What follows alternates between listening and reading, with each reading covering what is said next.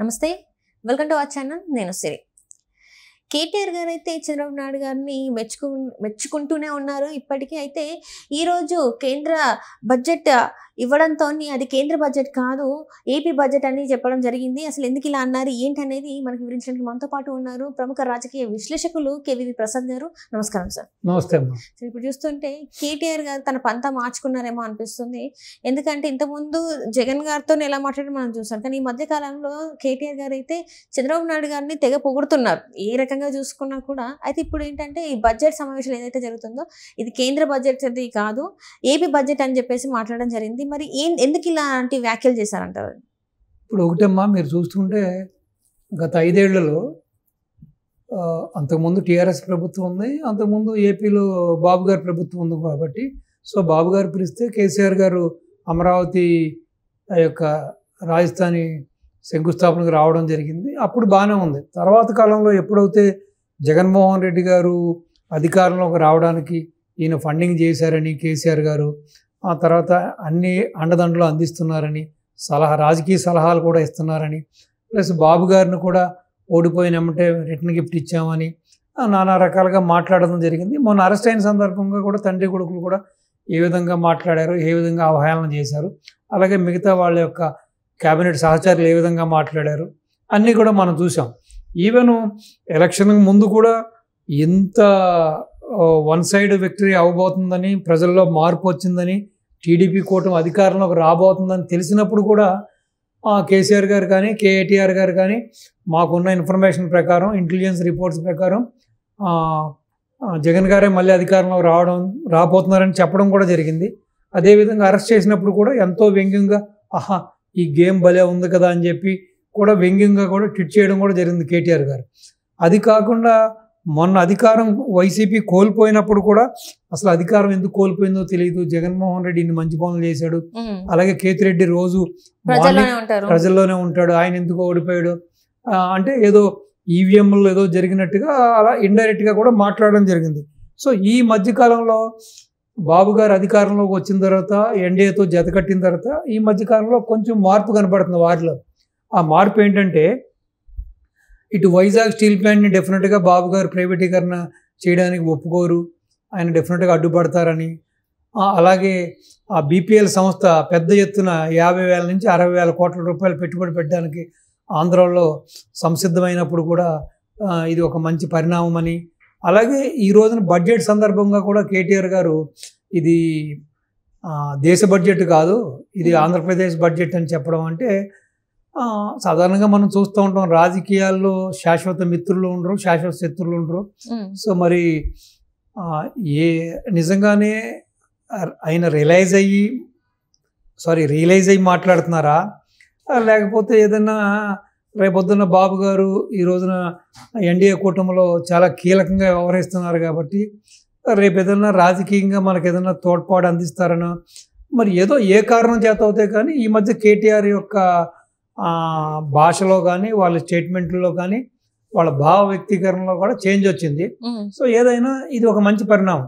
ఎందుకంటే ఇరుగు పొరుగు రాష్ట్రాల వాళ్ళం, పక్క రాష్ట్రాల వాళ్ళం, నిన్నటి మొన్నటి వరకు ఉమ్మడి రాష్ట్రంగా అందరూ అన్నదమ్ముల్లా కలిసి ఉన్నవాళ్ళం. సో ఈ విధంగా చీటికి మాటికి చిల్లర వ్యవహారాలు పెట్టుకుని, ఇలా కొట్లాటలు పెట్టుకుని ఒకళ్ళు కించపరుచుకునే కన్నా, సో ఈ విధంగా నిజంగా మంచి జరుగుతున్నప్పుడు దాన్ని హృదయపూర్వకంగా దాన్ని అభినందించడం, దాన్ని ఆహ్వానించడం అనేది ఒక మంచి సాంప్రదాయం. సో ఏదైతే ఈ రోజున కేటీఆర్ ఈ విధంగా చేశారో దాన్ని నిజంగా ఆహ్వానించదగ్గది, అభినంచదగ్గది, దాంట్లో ఎటువంటి సందేహం లేదు. సో మేబీ వాళ్ళ బళ్ళు అవుతాయి, బళ్ళు వాళ్ళు అవుతాయని చెబుతారు. అలాగే రాజకీయాల్లో ఎప్పుడు కూడా అందరూ అధికారంలోనే ఉండరు. అపజయం అనేది ఎప్పుడు ఒకదాని వెనకాలే ఉంటాయి. సో మీరు మంచి చేస్తే ప్రజలు ఇంకొక అవకాశం ఇస్తారు, చెడ్డ చేస్తే అంతటితో ఆపేస్తారు.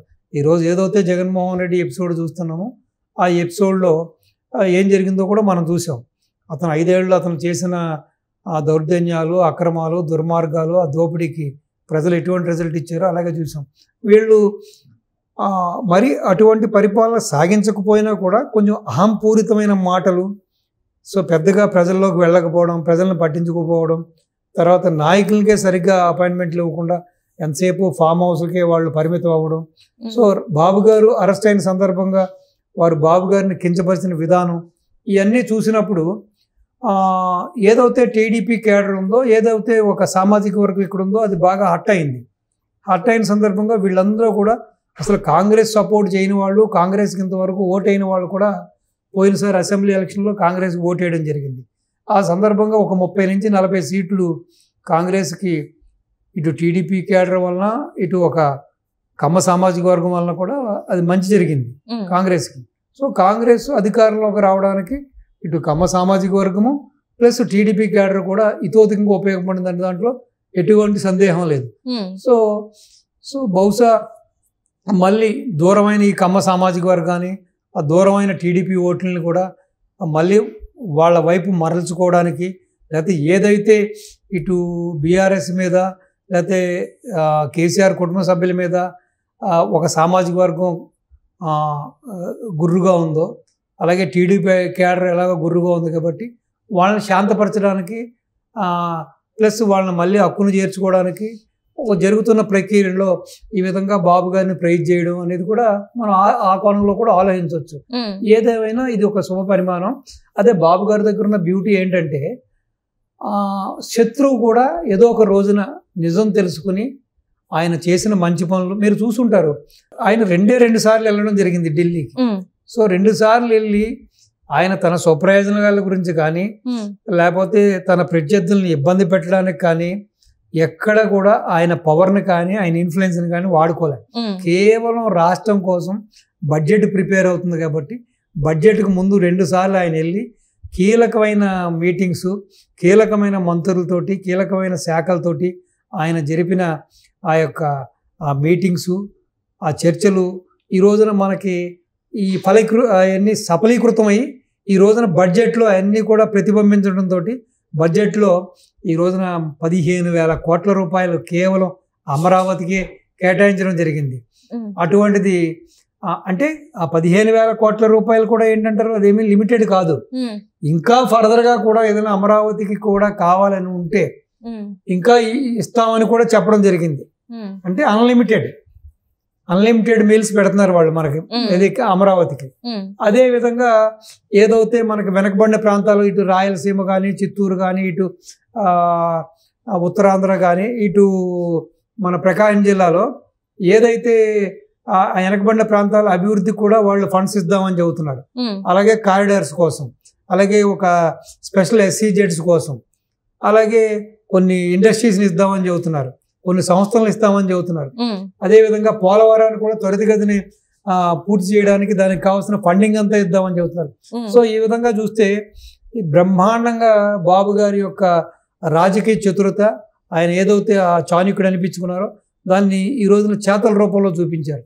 సో డెఫినెట్గా ఇవన్నీ చూసినప్పుడు కేటీఆర్ గారు చేసిన ట్వీట్ అది ప్రతిబింబిస్తుంది. ఒక విధంగా చెప్పాలంటే ఆయన రాజకీయ లబ్ధి కోసం మాట్లాడారా, లేకపోతే ఏదైతే వ్యతిరేకత ఇటు టీడీపీ కేటర్లో కానీ ఒక సామాజిక వర్గంలో వచ్చిన వ్యతిరేకతని దాన్ని డైల్యూట్ చేసుకోవడానికి, వాళ్ళని ప్రసన్నం చేసుకోవడానికి మాట్లాడినా, ఏదైనా సరే ఆయన ఈ రోజున ఉన్న నిజాన్ని మాట్లాడినందుకు ఈ విషయంలో మనం కేటీఆర్ని తప్పకుండా అభినందించాలి.